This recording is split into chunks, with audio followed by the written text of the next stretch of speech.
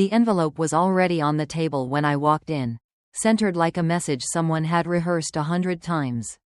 No smile, no handshake, not even eye contact, just my name printed too perfectly on the front. Aria Monroe. No mistakes, no room for misunderstanding. Effective immediately, said Connor Blake, eyes glued to his laptop. Your title has been reassigned to Strategic Operations Liaison. Compensation adjusted accordingly. That was it. No thanks, no applause, just silence and the sound of my heartbeat getting louder. I'm 42 years old. Until 6 minutes ago, I was Senior Director of Aerospace Programs at Orion Tech Systems, a firm that's basically a juggernaut in defense and aviation. Headquartered just outside Seattle, I had spent nearly 2 decades building my role from the ground up, negotiating, navigating politics, fixing disasters others caused, and bringing in deals nobody thought were possible. Just 3 weeks ago, I finalized the largest agreement in our company's history, a $1.28 billion defense aviation contract with a joint coalition in Western Europe. I negotiated that deal across 5 countries, in 3 languages, on red-eye flights and hospital visits after collapsing from sheer exhaustion. And I did it without a single assistant or legal representative at my side. So you can imagine what it felt like to sit across from a man who didn't even have the decency to say my name. I didn't speak, not because I didn't have words, but because I realized something deeper. They had planned this. That envelope had yesterday's date. This wasn't sudden. This was premeditated. When I stepped out of that room, the glass outside my office was already blank. My name, gone. The space I'd shaped with years of sweat and sacrifice had been wiped clean like I never existed. And for the first time in a long time, I didn't feel rage. I felt resolve. I stood in the hallway outside what used to be my office, gripping the envelope like it might still make sense if I stared hard enough. But there was no mistake. No misunderstanding. My name was gone. And not just from the door. From everything. A woman I barely recognized came around the corner, Lena Hartley. 30, maybe younger, fresh-faced, bouncing on her heels in patent leather pumps. She carried a company-issued laptop like it was a crown. Her smile was too bright for someone who didn't earn it. I had trained her 2 years ago, back when she was still an intern asking me how to structure a compliance review. She was eager, ambitious, and honestly, reckless. I remember flagging her on a security report when she misfiled a classified spec sheet into a public folder. She had laughed it off. Now she was walking out of a closed-door meeting with Connor, the same man who wouldn't even look at me 10 minutes ago.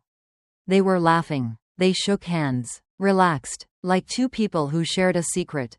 Neither of them noticed me standing there, until Lena's gaze brushed over me like I was part of the furniture.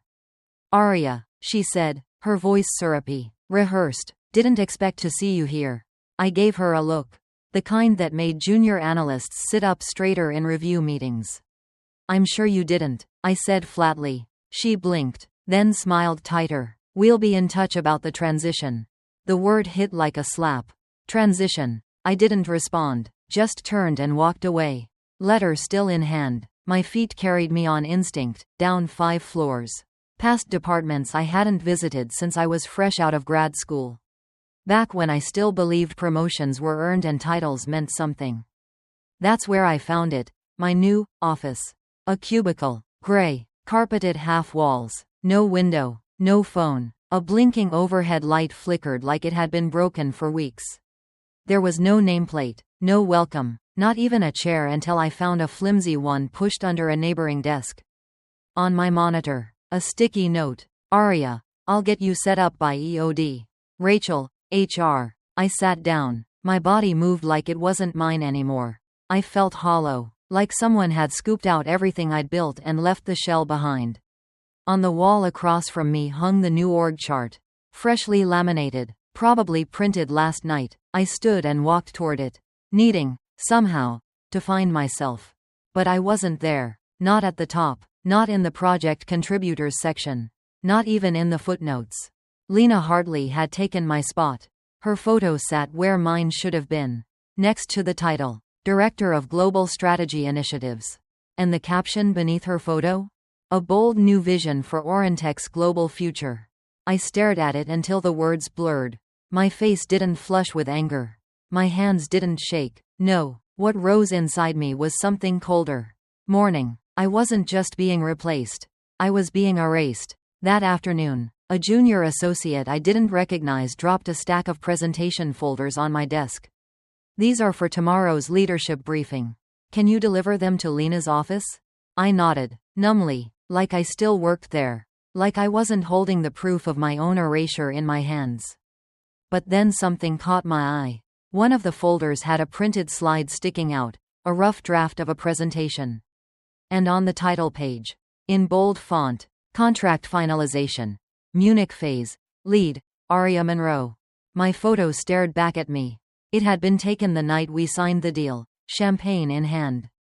Red lipstick still fresh from the toast. And over my face, in red marker, someone had drawn a thick X. I flipped the page. The next version had Lena's name and face. As if I'd never been there at all. That's when I opened the drawer under the desk. Inside were binders, my binders. Organized by project, with color-coded tabs, custom notes, annotations in my handwriting. Except the tabs didn't say AM anymore. They had been relabeled LH. My initials were gone. She didn't just take the office. She took the work, the credit, the identity. I sat very still. The world around me moved. But I didn't. I felt time stretch, bend. I let silence settle in like dust. I didn't cry. I didn't scream. I didn't give them that power. Because I was remembering. Remembering everything. The flights, the red eyes, the legal red lines I reviewed from a hospital bed in Zurich. The Christmas dinner I missed with my mother, the first one in 18 years. She said she understood, but her eyes told the truth. I gave Orion Tech every version of me. And 3 months ago, when Nova Fly, our biggest competitor, approached me with an executive offer, I turned them down. "I'm loyal to Orion," I said. They offered stock. I said no. I went back to my office, shut the door, and finished the deal. And yet here I was, in a cubicle with someone else's initials taped over my work. Except, they never noticed Clause 52D. I had written it quietly during a final dinner in Munich with the client's COO. He had leaned over his wine glass and said, "We've been burned before. If you're not leading implementation, the deal dies." So I added a clause in plain language. Operational oversight shall remain under Aria Monroe. In the event of reassignment, client reserves the right to void the agreement. No one at Orion had ever read it closely. Not Lena, not Connor, not even legal. They thought they'd stolen the deal from me. But I never gave it away. And in that moment, sitting under flickering fluorescent lights with my name wiped from every record, I felt the smallest shift inside me. Not revenge. Readiness. They thought I was gone. But I was just getting started. I didn't sleep that night. I lay awake, staring at the ceiling in my apartment. The hum of city traffic below muffled by insulated windows that now felt like walls. I thought about Clause 52D. About how the line I wrote to protect a client's trust had become my only thread of leverage. And it was solid, airtight. The next morning, I showed up at 8 a.m. sharp. Just like always, no one expected me to. After what they did, stripping my title, gutting my salary, replacing my name, they probably assumed I'd vanish, walk away in shame, or explode in a blaze of fury. That's how people usually go when they've been humiliated. But I wasn't most people. Hair tied back, blazer crisp, eyes forward. I walked to my cubicle, sat down, and opened my laptop like it was any other Thursday. But this time, I wasn't checking email. I was scanning old contacts, engineers, vendors, logistics partners, and compliance managers I'd worked with over the past 15 years. People I trusted, people who trusted me. I didn't ask for help. I asked questions. Soft ones, strategic ones. If someone with extensive post-deal integration experience were available next quarter, would that be of interest? Still running international ops out of Zurich? What's morale like these days? I wasn't planting seeds. I was checking soil conditions. That afternoon, my phone rang. Unknown number. Washington, D.C. area code. I hesitated, then picked up. "Aria Monroe?" the voice asked. Calm and firm. "Yes," I replied. "This is Allison Kerr." I'm a private contract law consultant. I've reviewed the Orion Eurojet agreement. I sat up straighter. Yes? Clause 52D. You wrote it, didn't you? I did, I said carefully. She paused. Then.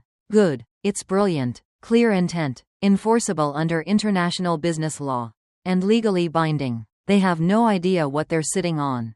A strange wave of vindication washed over me. Not pride. Confirmation. They didn't just forget me. They never really understood what I did. Thanks, I said. You're welcome. If they violate that clause, they're in breach. You may want to prepare for a ripple effect. I hung up and stared at the screen. Heart steady. It was already beginning. That weekend, Lena flew to France. She posted a photo on LinkedIn boarding a first-class flight. Captioned, "Honored to represent Orion Tech abroad. Excited for the next chapter." She had no idea. The client headquarters in Toulouse was sleek, marble floors, glass walls, chrome elevators. I knew every detail. I'd been there 3 times. I knew which espresso was drinkable in the lobby and which security guard liked jazz. By Monday morning at 10:12 a.m., Lena had arrived. By 4:30 p.m., a bomb dropped. An email from the Eurojet legal team hit Orion's leadership inbox. Per Clause 52D, this contract is contingent on post-deal operations being led by Ms. Aria Monroe. We do not recognize substitutes. All further engagements are suspended until this condition is met. CC'd. Legal. Compliance. The board. No wiggle room. No ambiguity. It was a slap heard across 5 time zones. I didn't find out from management. I found out from a junior analyst who passed my desk wide-eyed, whispering, "Did you see the email?" I hadn't, but I didn't need to. The silence said enough. Slack channels buzzed. Hallway conversations halted when I passed. No one said my name. They didn't have to. The next morning, Lena didn't stop by. She didn't even show up. Robert, sorry, Connor, locked himself in his office. The floor felt like a sinking ship. I sat in my little gray cubicle, sipping cold coffee, watching unread messages pile up in my inbox. Urgent, client delay. Need clarification Clause 52D. Did you write this language? Not one was addressed to me. But I was in every sentence. By Wednesday, the panic was visible. Legal teams whispering behind closed doors. Executives leaving meetings with pale faces. PR trying to spin a story that wasn't ready to be told. And then it came. The final blow. 2:14 p.m. A formal termination notice from Eurojet. Due to unapproved personnel changes and violation of Clause 52D. This agreement is now considered null and void. All financial and contractual obligations are hereby dissolved. It was addressed not just to Orion leadership, but also their investors, board of directors, and PR firm. Connor never came out of his office. Someone said Lena was spotted crying in the executive restroom. I didn't move. I didn't speak. I just sat still, present, witnessing it all unravel, because I had done nothing but be forgotten. And now they were remembering me. Not by name, but by necessity. The next morning, I was refilling my coffee when my phone buzzed again. New York area code. I answered. Aria Monroe? Yes. This is Jonah Patel. We spoke a few months ago. I represent Nova Fly. I remember. I said calmly. We'd like to revisit our offer, with a few enhancements. A double salary increase, full relocation coverage, equity, and your own division at our DC headquarters. He paused, then added quietly, "This wasn't just our idea. Someone else encouraged us to reach out again." Who? Marcel Beringer, CEO of Eurojet. He called you a non-negotiable asset. Said the contract failed because you weren't in it, and he won't move forward again unless you are. I didn't reply immediately. I looked out the window at the building that once erased me. And I felt something shift. Not power. Freedom. Jonah, I said, before we talk numbers again. I have conditions. Of course. I choose my team. I approve every hire in post-deal operations.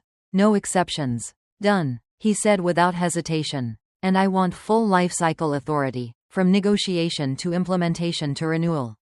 You'll have it. He didn't even blink. By the end of the call, I hadn't said yes, but I hadn't said no either. The next morning, I didn't walk into Orion Tech like someone who had been humiliated.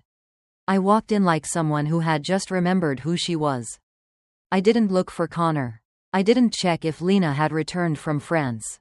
Tail tucked, mascara smudged. I didn't need to. The office air was heavy now.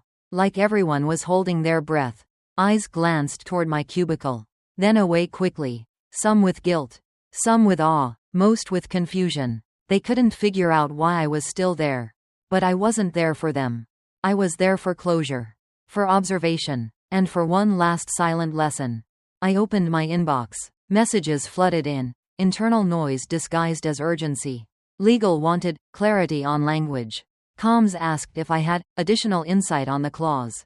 HR had the nerve to ask if I'd be willing to step in to help resolve the external fallout. I didn't respond. Instead, I opened the bottom drawer of my desk, the one with the original copy of the Eurojet contract. My handwritten notes. And a small, creased envelope. I hadn't touched it in weeks. It was the note Marcel Beringer had slipped under my hotel door that night in Munich. To the one who earned our trust through action. Not title. We don't forget those who carry weight with grace. I read it slowly, this time not with sorrow, but with steady clarity. The people at Orion hadn't just underestimated me. They never even bothered to see me. They thought I was a worker bee. A facilitator. A tool. They didn't know I was the architect of the very foundation they built their billion-dollar victory lap on. Until that foundation pulled itself out from under them. My perspective had shifted, and once it shifted, it didn't slide back. I didn't feel erased anymore. I felt refined, sharpened, elevated. When you've given your whole self to something for years, it's easy to believe your worth is tied to the company name on your email signature. But then that name disappears. The desk changes, your access is revoked, and you realize, maybe your power was never in the logo. Maybe it was always in your fingerprints. And those can't be scrubbed. I took lunch early and sat alone at the cafe across the street. It was quiet, warm, a little sunlit pocket of stillness. I pulled out my notebook, not the corporate one. The one I used to sketch ideas. Long-term plans. Even backup concepts for projects that never made it past proposal stage. And I started writing. Not resumes. Not LinkedIn updates. Blueprints. A new division layout. Org structure. Compliance workflows for multinational joint ventures. Employee development plans that reward contribution over politics. It poured out of me. Not because I was trying to prove anything. But because I could breathe again. Across the street, I could see the glass facade of Orion's headquarters. Sleek, impressive, cold. It looked smaller now, not because the building had changed, but because my vantage point had. They had taken so much from me. But not my mind, not my credibility, not the relationships I'd spent years building. Country by country, deal by deal, and they certainly hadn't taken my name. Later that evening, I received a text from Jonah. Let's meet in person. Manhattan. Our 37th floor. You'll like the view. I stared at the screen. For a moment, I thought of all the things I'd left behind. The office I had nurtured. The team I had led. The late nights and missed holidays and contracts I had edited at 2 a.m. from foreign hotel rooms. And yet none of that came with me when they stripped the title. Only one thing had followed me, my work. And that was enough. I replied simply. Wednesday, 9 a.m. That Wednesday, I walked into NovaFly's Manhattan headquarters wearing the same navy suit I wore the day I signed the Eurojet deal. Not because I was nostalgic, but because I wanted to remind myself that I had closed a billion-dollar contract without a single person from Orion by my side. Jonah met me in the lobby. No assistant, no theatrix, just him and a coffee already waiting for me. He didn't pitch. He didn't sell. He listened. We sat in a boardroom with floor-to-ceiling views of the skyline. A blank whiteboard behind me. A folder in front of me. This isn't about filling a spot, he said plainly. This is about building something around you. I believed him, because he didn't use my fall from Orion as leverage. He spoke about vision, authority, strategy, and most of all, trust. That word had changed for me. I used to think trust was earned through output. Deliverables. Long hours. Now I know. Trust is what remains when visibility fades. It's what brings your name back into the room when no one thought to mention it. I left that meeting with no contract signed. But in my bag was a folder. One that didn't just say, offer. It said, Executive Leadership Division, built around Aria Monroe. That night, I returned home and looked around my apartment differently.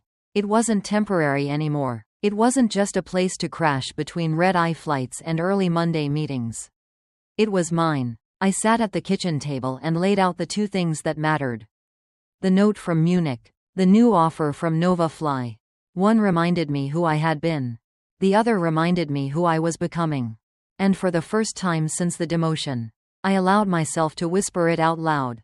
They didn't break me. They had tried to cut me out, overwrite me, replace me. But I had become unerasable. Monday morning, I didn't go to Orion Tech. I went downtown. The streets of Washington, D.C. buzzed beneath my heels as I walked toward Nova.I's new East Coast headquarters. An angular tower of glass and stone just 3 blocks from the company that once tried to erase me. I didn't look back, not once, not even when I passed the coffee shop where I used to fuel 16-hour days. Because this wasn't about what I left behind. It was about what I was walking toward.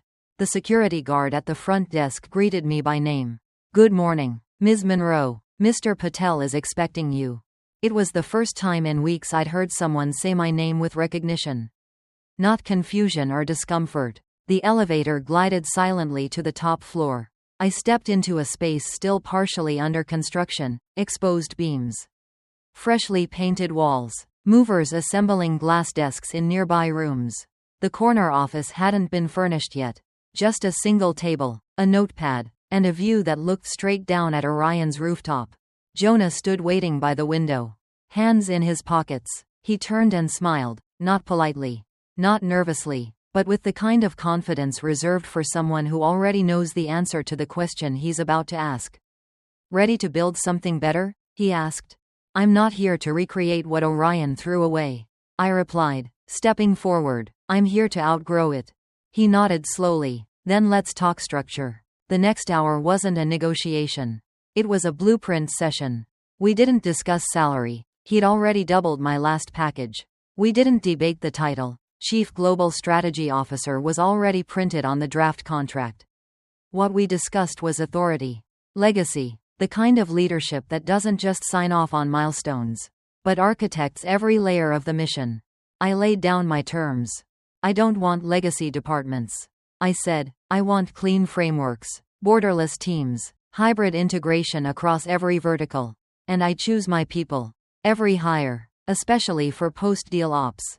Done, Jonah said without hesitation. I also want embedded authority in every global contract I touch. I continued, no more footnotes. My name becomes a clause, not a courtesy. He leaned forward. Aria, we want you written into the story, not penciled in at the end. For the first time, I smiled. This wasn't a job. This was restoration. Not of a title, not of an income, but of the identity they tried to fracture, and failed. We finalized the terms that afternoon. When I walked out of Nova.I, the sun was sharp and clean overhead. I didn't cry. I didn't celebrate. I just breathed in the weightless calm that follows when you've stopped asking for permission. I went home and pulled the sealed envelope from my drawer. The Munich letter. I didn't read it this time. I knew every word. I simply placed it in the top drawer of my new leather-bound portfolio. The one Nova.I had couriered over within hours of my signature. And then I wrote a single sentence on the first page. They erased me, so I learned to engrave. By the end of the week, the press release went live. A full-color spread on Nova.I's homepage. Then Reuters picked it up. Then Bloomberg. Then the ripple exploded across every aerospace newsletter and procurement journal in the industry. Nova.I secures landmark European jet contract following Orion Tech withdrawal. Former Orion exec Aria Monroe to lead global strategy, integration, and post-deal operations. My phone lit up for hours. Messages from people I hadn't heard from in years. Some sincere, some scrambling, some pretending they'd always been in my corner. I ignored most of them. But I did open one. From Marcel Beringer. I told them you weren't optional. You proved it. Proud to be in your orbit. I sat quietly with that one. Because it reminded me, power isn't just reclaimed. It's remembered, and the right people don't forget.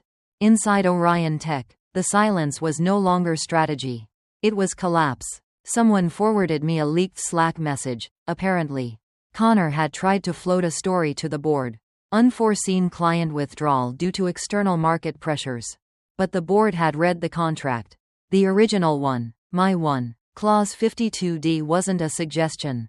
It was a trigger. 2 days later, I heard he resigned. No statement, no farewell email, just, gone. Lena? Word was she was quietly reassigned to a mid-tier analytics role. They didn't fire her. They shelved her. The same way they'd tried to shelf me. Difference is, I didn't stay on the shelf. The Monday after my announcement, I walked into NovaFly's new office. It wasn't fully furnished yet, but there was already a nameplate on the glass door of the executive suite. Aria Monroe, Chief Global Strategy Officer. And beneath it, etched into steel, strategy isn't spoken, it's signed. I didn't request that. Someone in design must have read the contract I'd authored. I sat at my desk and opened a fresh notebook. Then I made a list of every talented, overlooked person I'd worked with across the past decade. The quiet ones. The kind who never asked for credit but held entire systems together. People like me. People who'd been erased, undervalued, or forgotten. And I began making calls, not job offers, not bribes, opportunities, on their terms. Because this wasn't about building an empire. It was about building a company that never needed to be reminded who carried the weight. 6 weeks into my new role at NovaFly, the air in the office didn't just feel different, it moved differently. There was no panic disguised as urgency. No political undercurrent humming through every meeting. People asked questions because they wanted answers, not to trap each other in them. It was quiet, intentional, clear, and for the first time in my career, so was I. My team had grown from 3 to 27, each one handpicked, not by resumes, but by history. I remembered every red-eye flight, every late-night call, every voice that had once stood by me while the louder ones took credit.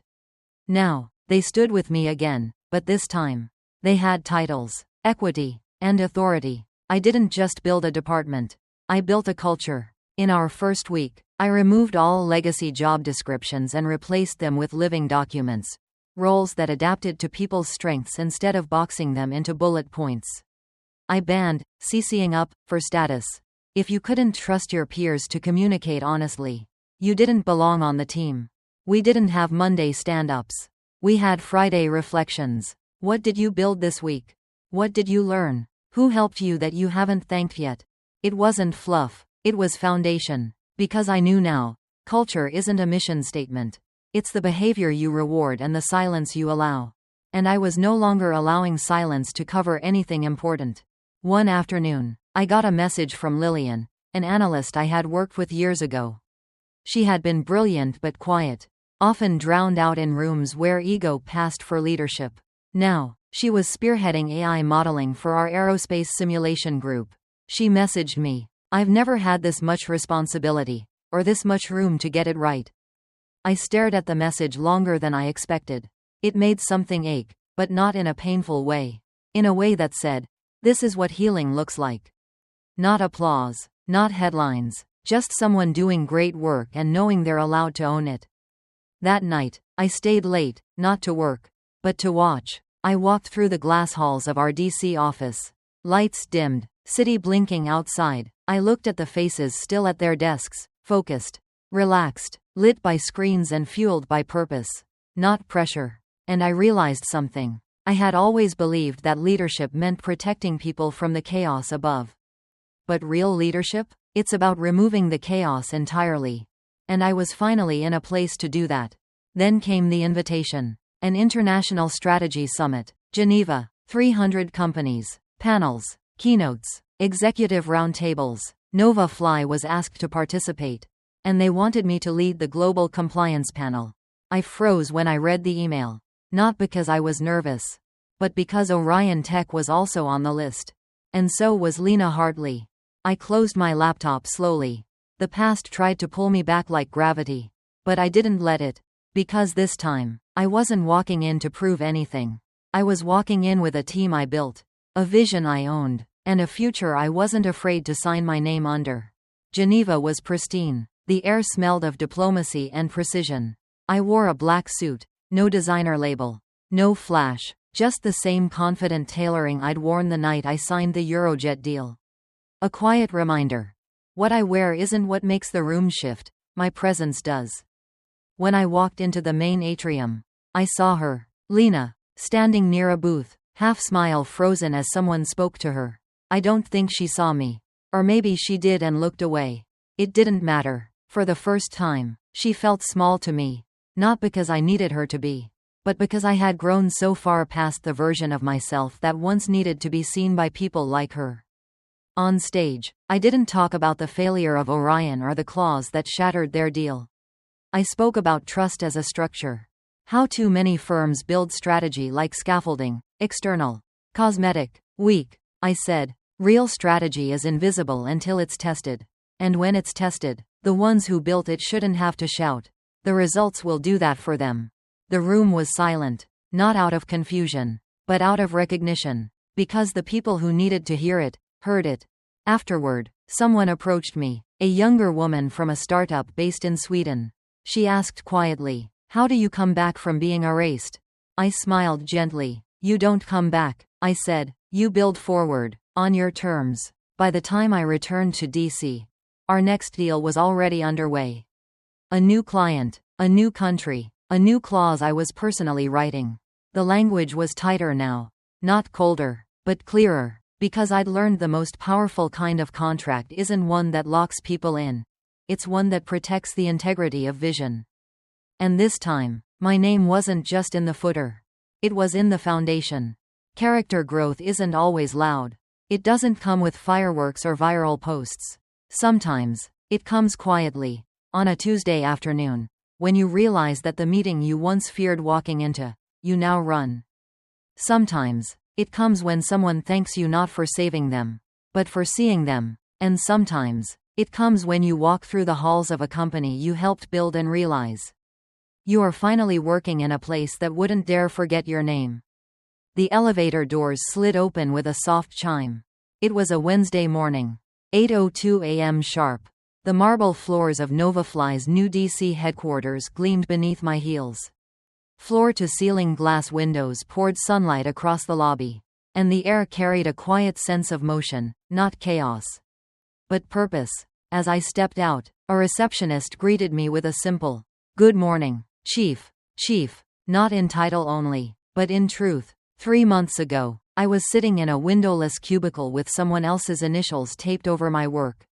Now, my name wasn't just back, it was engraved, written into the contracts, stitched into the vision, and spoken with clarity. I walked past a glass-walled lounge where a muted newsfeed was playing.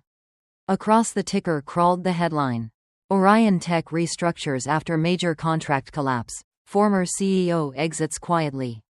I didn't stop walking. I didn't need to smile. I didn't need to feel victorious. Because this was never about revenge. It was about restoration. And I had restored every inch of what they tried to take from me, and more.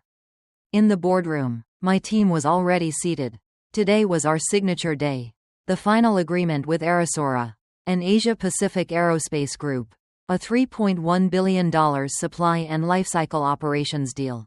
Months in the making. 15 nations involved. Dozens of teams. And one condition on the final page.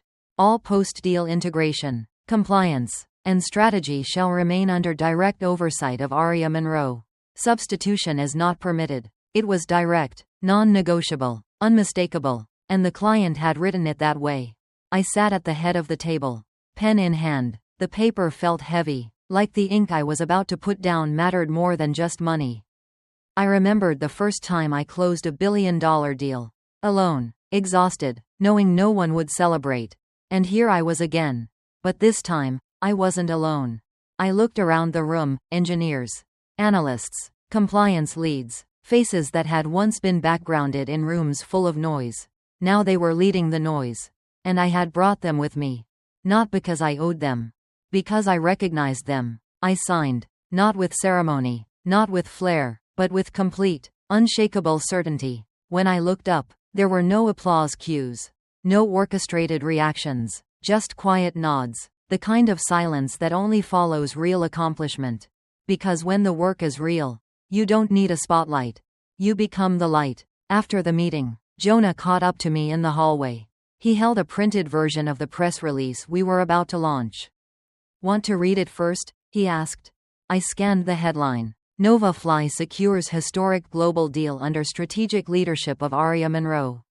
There it was. Clean, simple, true. "Send it," I said, and with one click, my story entered the world, not as a footnote, not as a whisper, but as the blueprint for a better era.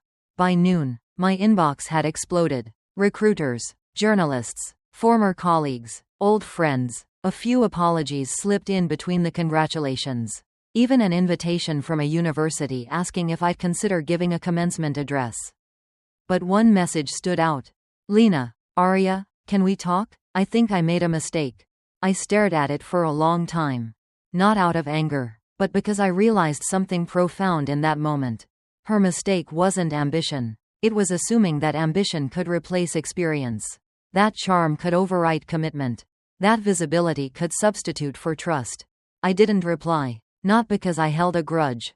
Because I had nothing left to prove. She could live with the silence now. I had lived with hers long enough. That evening, I stood by the window in my office. The skyline stretched across the horizon. Gold and glass flickering against dusk. Below, the city moved forward, taxis, trains, people rushing into their next chapters. And for once, I wasn't rushing anywhere. Because this wasn't about running anymore.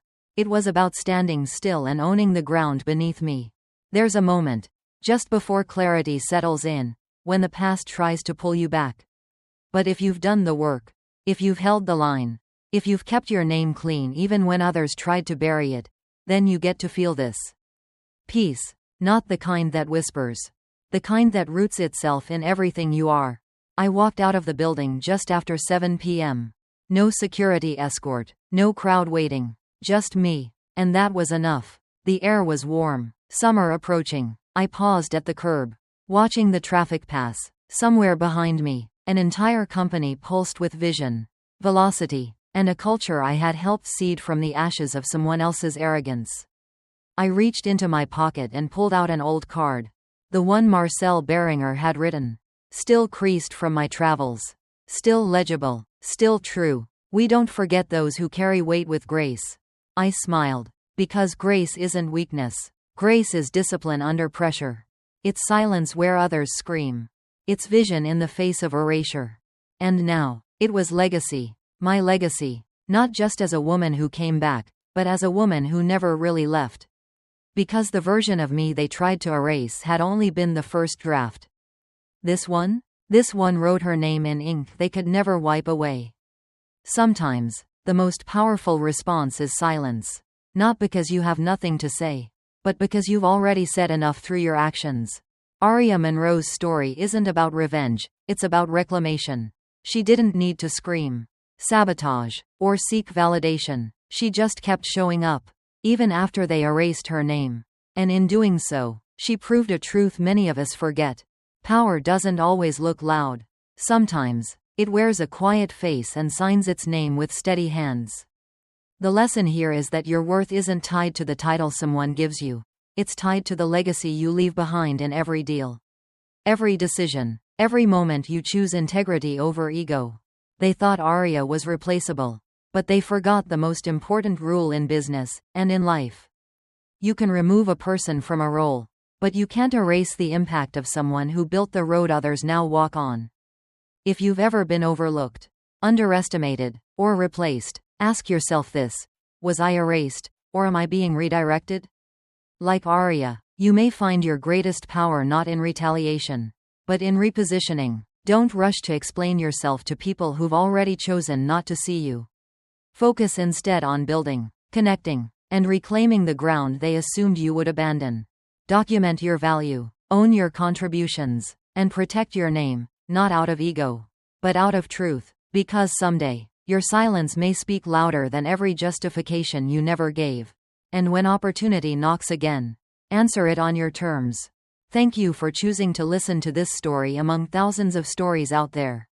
Like and subscribe to continue listening to the latest stories.